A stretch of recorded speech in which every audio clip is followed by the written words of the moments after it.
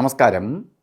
ആചാര്യ visual മീഡിയയുടെ പുതിയ ഒരു എപ്പിസോഡിലേക്ക്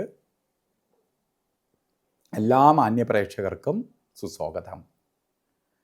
നമ്മൾ ജ്യോതിഷ സംബന്ധമായ കാര്യങ്ങളെക്കുറിച്ചാണ് ഈ ചാനലിലൂടെ പറഞ്ഞു വരുന്നത്. ഇന്ന് നമ്മൾ വാർഷിക ഫലം, പ്രത്യേകിച്ച് വിഷുഫലത്തെക്കുറിച്ചാണ് പറഞ്ഞു വരുന്നത്. 2026 വിഷുഫലം കുറച്ച് നേരത്തെ നിങ്ങളിലേക്ക് വിഷുഫലം എത്തിക്കുകയാണ്. കാരണം പലരും ആവശ്യപ്പെട്ട പ്രകാരമാണ് നേരത്തെ തന്നെ വിഷുഫലം നിങ്ങളിലേക്ക് എത്തിക്കണേ.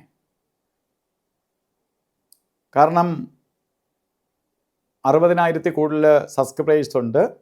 സബ്സ്ക്രൈബ് ചെയ്തിട്ടുള്ളവർ, അതായത് എന്നെ നിത്യജ്യോതിഷമായിട്ടും ലൈവ് ജ്യോതിഷ പരിപാടികളായിട്ടും ഈ ചാനലിലൂടെ കണ്ടുകൊണ്ടിരിക്കുന്നവരാണ്. അപ്പോൾ അവർ തന്നെ ആവശ്യപ്പെട്ടതാണ്, നേരത്തെ തന്നെ വിഷുഫലം എത്തിച്ചു തന്നാൽ കൊള്ളൂലെങ്കിലും കൊള്ളാമെങ്കിലും നമുക്ക് നേരത്തെ അറിയാൻ പറ്റും, അതിനെ പ്ലാൻ ചെയ്ത് കാര്യങ്ങൾ കൊണ്ടുപോകാൻ പറ്റും. തലേ ദിവസം അറിഞ്ഞിട്ട് പിറ്റേന്ന് രാവിലെ തൊട്ട് നിങ്ങൾക്ക് ചീത്ത സമയമാണ് എന്ന് പറഞ്ഞിട്ട് കാര്യമില്ല, നല്ല സമയമാണെന്ന് പറഞ്ഞിട്ടും കാര്യമില്ല. കാരണം നല്ലത് ലഭ്യമാവാൻ വേണ്ടി കാലതാമസം എടുക്കും. അങ്ങനെ ഈ 12 രാശിയിലെ ഓരോ രാശിക്കാർക്കും വിഷുഫലം എങ്ങനെയാണ് എന്ന് നമുക്ക് നോക്കാം. ഇടവൻ രാശിയിൽ വരുന്ന നക്ഷത്രങ്ങൾ കാർത്തിക നക്ഷത്രത്തിൻ്റെ 2ാമത്തെ മുക്കാൽ ഭാഗം. കാർത്തികയുടെ ആദ്യത്തെ 15 നാഴിക മേടക്കൂറിൽ പോവും, മുക്കാൽ ഭാഗം ഇടവക്കൂറിലേക്ക് വരും. കാർത്തികയുടെ മുക്കാൽ ഭാഗവും രോഹിണി നക്ഷത്രവും മകയിരത്തിൻ്റെ പകുതി ഭാഗവും അടങ്ങുന്ന 2.25 നക്ഷത്രങ്ങളാണ് ശരിക്ക്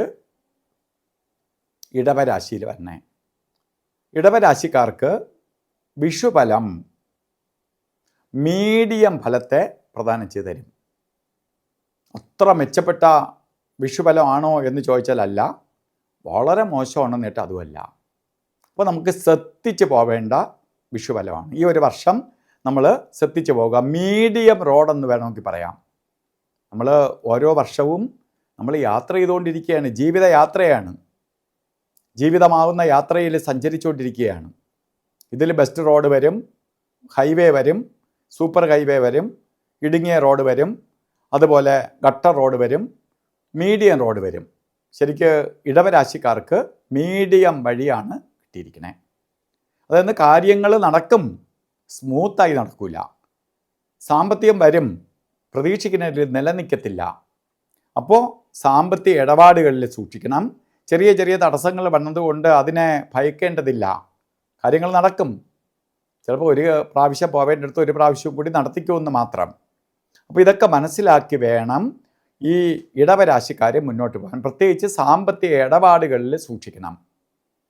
ആർക്കെല്ലാം പൈസ എടുത്ത് കൊടുക്കുന്നതും, അല്ലെങ്കിൽ ഇപ്പോൾ തരാമെന്ന് പറഞ്ഞ് വാങ്ങിച്ചോട്ട് പോയാൽ തന്നെ തിരിച്ചു തരാത്ത അവസ്ഥ വരും. അധിക ചിലവ് വരുന്ന സമയം എന്ന് പറയുമ്പോൾ പൈസ പിടിച്ച് ചിലവാക്കണം. അപ്പോൾ ഓരോ ബിസിനസ്സുകാർ മറ്റു കാര്യങ്ങളിൽ ഇൻവെസ്റ്റ്മെൻറ്റ് നടത്തുമ്പോൾ ശ്രദ്ധിച്ചായിരിക്കണം നടത്തേണ്ടത്. ഇതൊക്കെ സൂക്ഷിക്കണം. ഞാനീ പറഞ്ഞത് ഒരു വർഷത്തെ വിഷുഫലം മാത്രമാണ്. നിങ്ങൾക്കിപ്പം നിൽക്കുന്ന സമയത്തിനനുസരിച്ച്, ഇപ്പം നിൽക്കുന്ന ദശയ്ക്കനുസരിച്ച് ഇതിനെല്ലാം മാറ്റം വരുത്താൻ പറ്റും. ദശാനാഥൻ മഹാദശ ഏതാണ്, അല്ലെങ്കിൽ അപകാരം ഏതാണ്, ഇതിനൊക്കെ അനുസരിച്ച് ഞാൻ പറയുന്നത് ഇപ്പോൾ പ്രപഞ്ചത്തിൽ ഗ്രഹങ്ങൾ നിൽക്കുന്ന രാശിക്കനുസരിച്ചുള്ള ഫലത്തെക്കുറിച്ചാണ്. അപ്പോൾ ഈ ഫലം നമുക്ക് കോമൺ ആയിട്ട് പറയുന്നതാണ് എങ്കിൽ പോലും ഈ ഫലം നമുക്കൊരു 50% പേരും അനുഭവിക്കേണ്ടി വരും, അതിന് സംശയം വേണ്ട. 50% പേര് അവരവരുടെ ജാതക ആ സമയത്ത് നിൽക്കുന്ന ഫലത്തനുസരിച്ച് ചേഞ്ച് വരാം. മൊത്തത്തിൽ പറയുകയാണെങ്കിൽ നിങ്ങൾ സൂക്ഷിച്ച് തന്നെ പോകണം. സാമ്പത്തിക മാന്ദ്യം വരും, കാര്യതടസ്സം വരും, പലതരത്തിലുള്ള ശാരീരിക ബുദ്ധിമുട്ടുണ്ടാക്കും, ശത്രുക്കളുടെ ഫലം കൂടും, സഹോദരങ്ങളെ കൊണ്ടോ സഹോദര തുല്യരായവരെ കൊണ്ടോ സുഹൃത്തുക്കളെ കൊണ്ടോ ഒക്കെ മനോവിഷമം ഉണ്ടാവും. ഇതൊക്കെ നമുക്ക് വരാൻ സാധ്യതയുള്ളത് കൊണ്ട് വളരെ ശ്രദ്ധയോടുകൂടി മുന്നോട്ട് പോകണം. അപ്പോൾ ഈ ചാനൽ സബ്സ്ക്രൈബ് ചെയ്തിട്ടില്ലെങ്കിൽ സബ്സ്ക്രൈബ് ചെയ്യുക, ബെൽ ബട്ടണും കൂടി അമർത്തുക. എന്തെങ്കിലും നമ്മളിടുന്ന ഇത് നിങ്ങളിലേക്ക് പെട്ടെന്ന് എത്താൻ വേണ്ടി, നോട്ടിഫിക്കേഷൻ ലഭിക്കാൻ വേണ്ടി ബെൽ ബട്ടണും കൂടി അമർത്തുക. അതേപോലെ തന്നെ ഈ വീഡിയോ ഇഷ്ടപ്പെട്ടിട്ടുണ്ടെങ്കിൽ മറ്റുള്ളവർക്ക് ഷെയർ ചെയ്യുക. അപ്പോൾ എല്ലാ ഇടവരാശിക്കാർക്കും നല്ലത് വരട്ടെ എന്ന് പ്രാർത്ഥിച്ചുകൊണ്ട് നിർത്തുന്നു. നന്ദി, നമസ്കാരം.